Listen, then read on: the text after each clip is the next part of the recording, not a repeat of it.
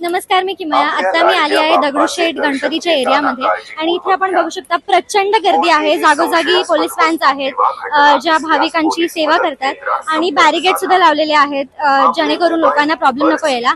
आता इथे एक पोलीस कर्मचारी आहे, त्यांच्याकडून आपण समजून घेऊया की कसं त्यांचं शेड्यूल असतं आणि कसं ते मॅनेज करतात क्राऊड. तर सर, तुमचं नाव सांगा पहिले. शुभम सुपेकर. आणि कसं तुमचं शेड्यूल वगैरे असतं, किती वाजेपासून किती वाजेपर्यंत असतं? बंदोबस्त आहे दादा. बंदोबस्त 25 तारखेपासून चालू झालाय. 14-14 बंदोबस्त आहे. गणपती बसायच्या आधीपासून चालू झालाय. शेड्यूल सांगायचं तर 12 तासाची ड्युटी असते. सकाळी 9 ते संध्याकाळी 9, परत रात्री 9 ते सकाळी 9. ओके. आणि भाविकांना काय समस्या येतात आणि तुम्हाला काय समस्या येतात? समस्या म्हणजे असं सांगायचं तर गणपती उत्सव आहे, गर्दी जास्त प्रमाणात असते. मानाचे 5 गणपती, जेवढे नामांकित मंडळ आहे, सगळ्याच ठिकाणी गणपती बघण्यासाठी गर्दी असते. भाविकांना उत्सुकता असते की सगळ्यांनाच दर्शन करायचं असतं. त्यामुळे कधी कधी असं होतं की जास्त अचानक गर्दी वाढते. कधी कधी VIP एंट्रीज असतात, रोड बंद करावा लागतो. त्यामुळे भरपूर समस्या येतात. आणि लोक ऐकतात का?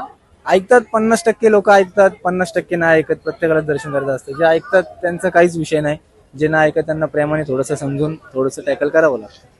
Okay, thank you so much. So इथे आपण बघू शकता खूप पोलीस कर्मचारी आपली तहान भूक विसरून इथे काम करतात. आपण थोडंसं सेल्फ रिफ्लेक्शन नक्कीच केलं पाहिजे की आपण गाड्या कुठे पार्क करतोय, आपण त्यांचं ऐकलं पाहिजे. सो याच्यावरती आपण थोडंसं लक्ष नक्कीच दिलं पाहिजे असं मला वाटतं. आणि दिस वॉज मी किमया with cameraman Santoshi Rokade, news 8.